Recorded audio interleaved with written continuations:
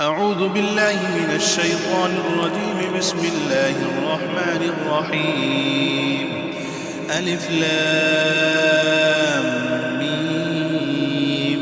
تلك آيات الكتاب الحكيم، هدى ورحمة للمحسنين الذين يقيمون الصلاة ويؤتون الزكاة وهم بالآخرة هم يوقنون.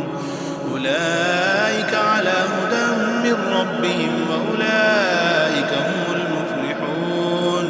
ومن الناس من يشتري لهو الحديث ليضل عن سبيل الله بغير علم ويتخذها هزوا، أولئك لهم عذاب مهين. وإذا تتلى عليهم آياتنا ولى مستكبرا كأن لم يسمعها كأن في أذنيه وقرا، فبشره بعذاب أليم. إن الذين آمنوا وعملوا الصالحات لهم جنات النعيم خالدين فيها، وعد الله حقا وهو العزيز الحكيم. خلق السماوات بغير عمد ترونها وألقى في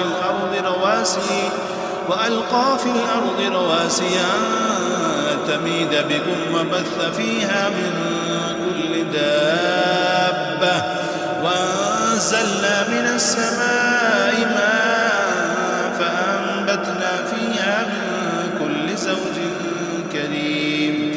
هذا خلق الله فأروني ماذا خلق الذين من دونه، بل الظالمون في ضلال مبين. ولقد آتينا لقمان الحكمة أن اشكر لله، ومن يشكر فإنما يشكر لنفسه، ومن كفر فإن الله غني حميد. وإذ قال لقمان لابنه وهو يعظه يا بني لا تشرك بالله إن الشرك لظلم عظيم.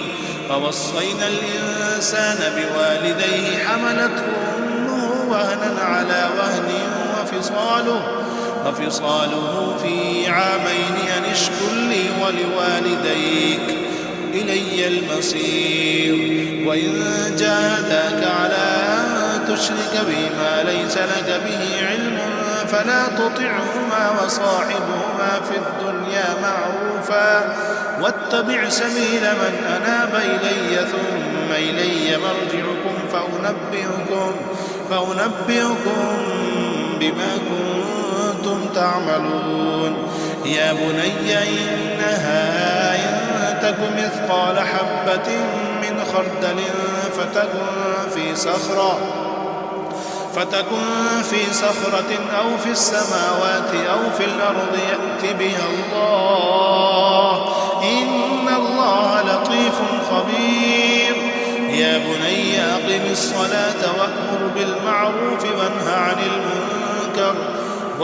المنكر واصبر على ما أصابك، إن ذلك من عزم الأمور.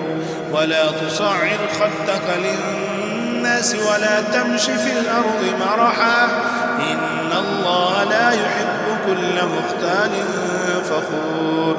واقصد في مشيك واغضض من صوتك، إن أنكر الأصوات لصوت الحمير. ألم تروا أن الله سخر لكم ما في السماوات وما في الأرض فأسبغ عليكم نعمه ظاهرة وباطنة. ومن الناس من يجادل في الله بغير علم ولا هدى ولا كتاب منير. وإذا قيل لهم اتبعوا ما أنزل الله قالوا بل نتبع ما وجدنا عليه آباءنا، أولو كان الشيطان يدعوهم إلى عذاب السعير. ومن يسلم وجهه إلى الله وهو محسن فقد استمسك بالعروة الوثقى، وإلى الله عاقبة الأمور. ومن كفر فلا يحزنك كفره، إلينا مرجعهم فننبئهم بما عملوا إن الله عليم بذات الصدور نمتعهم قليلا ثم نضطرهم إلى عذاب غليظ ولئن سألتهم من خلق السماوات والأرض ليقولن الله قل الحمد لله بل أكثرهم لا يعلمون لله ما في السماوات والأرض إن الله هو الغني الحميد ولو أن ما في الأرض من شجرة أقلام والبحر يمده من بعده 7 أبحر ما نفدت كلمات الله إن الله عزيز حكيم ما خلقكم ولا بعثكم إلا كنفس واحدة إن الله سميع بصير ألم تر أن الله يولج الليل في النهار ويولج النهار في الليل وسخر الشمس والقمر كل يجري إلى أجل مسمى وأن الله بما تعملون خبير ذلك بأن الله هو الحق وأن ما يدعون من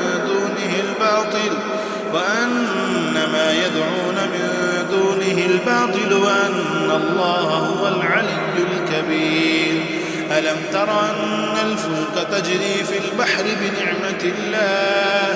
بنعمة الله ليريكم من آياته إن في ذلك لآيات لكل صبار شكور وإذا غشيهم موج كالظلل دعوا الله